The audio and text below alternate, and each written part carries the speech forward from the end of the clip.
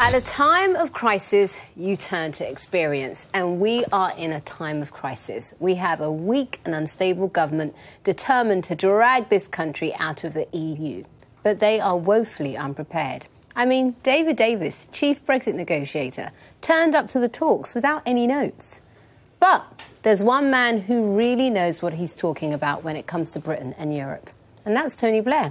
Whatever you think of him, he undeniably has lots of experience, Carol Malone. I'm going. And he's worried about the direction we're taking. Here's a clip of what he had to say on Sophie Ridge on Sunday. I think it's possible now that Brexit doesn't happen. I think it's absolutely necessary that it doesn't happen, because I think every day is bringing us fresh evidence that it's doing us damage. As you all know, I am a Remainer, and I really hope there's some way Brexit can be reversed. But if it can't, Theresa May should get Tony Blair on board to help deliver her a smart Brexit. Now is not the time for partisan divisions. It's about what's best for Britain. And dare I say it, it may be time to bring back Blair.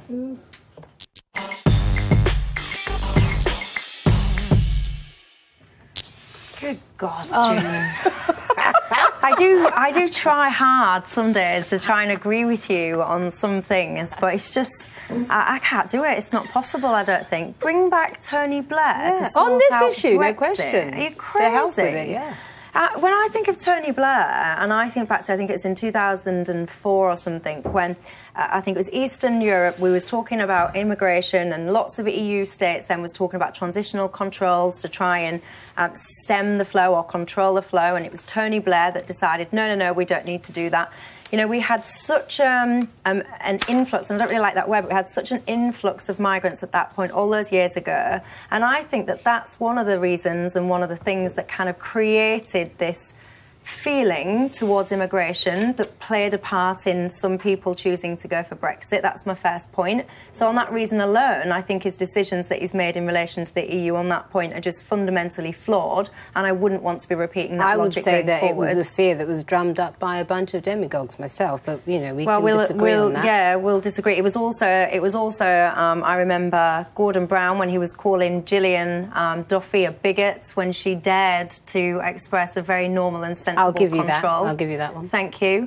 So I don't want that person involved and influencing Brexit. I don't at all. But wouldn't you agree that when it comes to dealing with Europe, he has a lot of experience, he understands how to negotiate with them?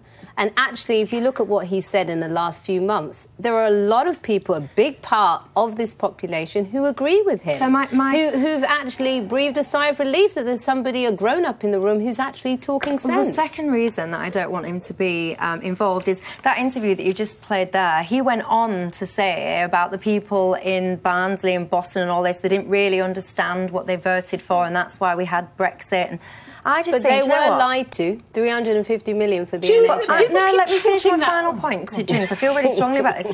You all had your point. You all had your opportunity in the run-up to the referendum to educate people in the positives of staying in the EU.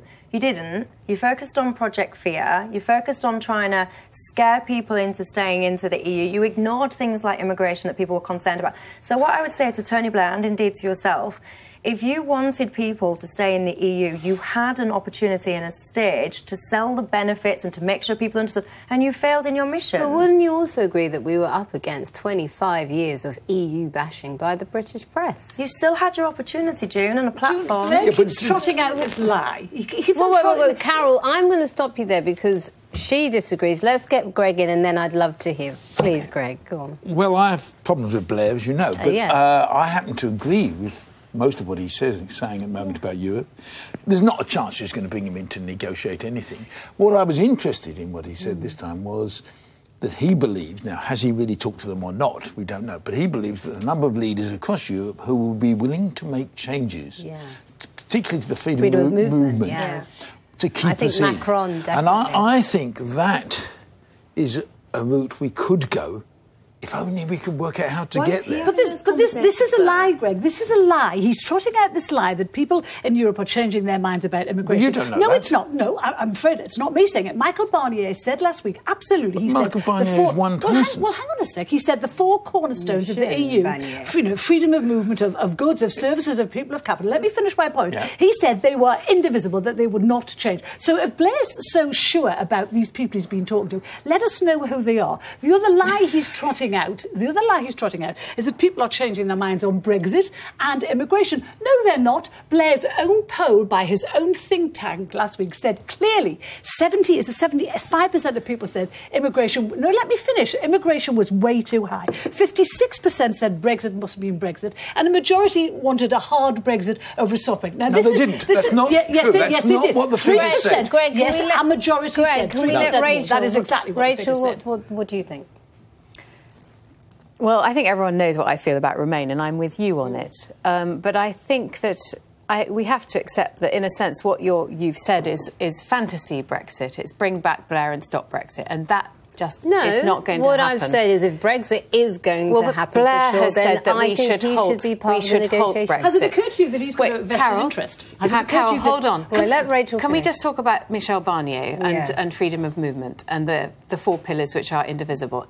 At the outset of the treaties, the freedom of movement was actually called freedom of workers. So what you had was people with jobs moving from EU nation to EU nation, which I think people across the piece would be much happier with than unchecked immigration between the 28 EU nations. Which is better for everybody. Given that Germany had an open border policy which admitted 800,000 people or 1 million people into the EU over the last few years.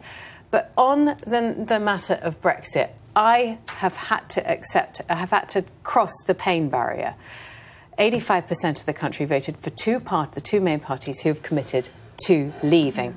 I have to accept that we are leaving, whatever Blair says at this point. And today, the EU said that there was no turning back. Article 50 has been triggered. It's maybe a negotiation tactic, we don't know, but EU has said it's irreversible.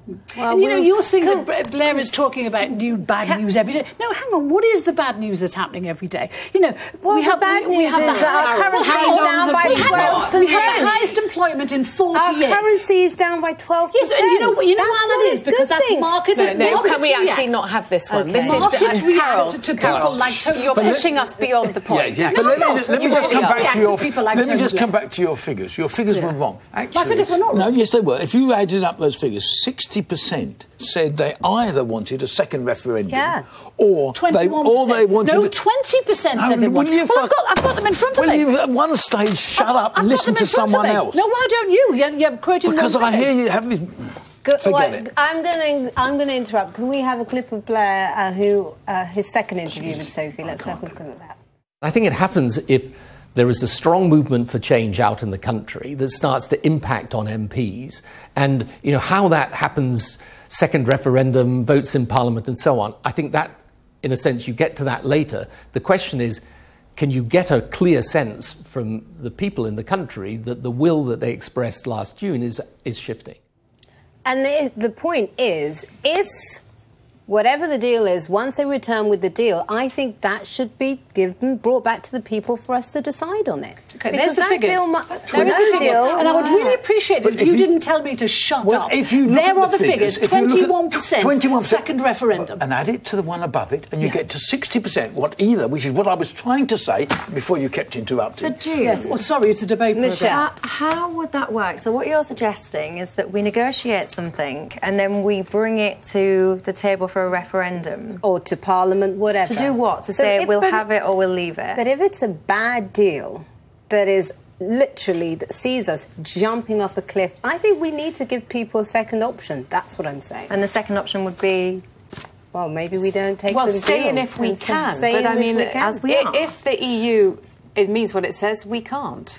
Well, I want to show one quick clip, because I think if David Cameron had been able to do this, we may not be in this situation.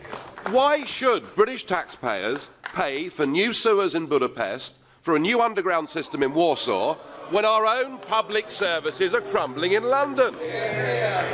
You sit with our country's flag. You do not represent our country's interests. This is the year 2005, not 1945. We're not fighting each other anymore. These are our partners, they're our colleagues, and our future lies in Europe. Bring back 2005, that's what I say. Anyway. And we might say to Farage that we spend 1.2% of our entire expenditure on the EU.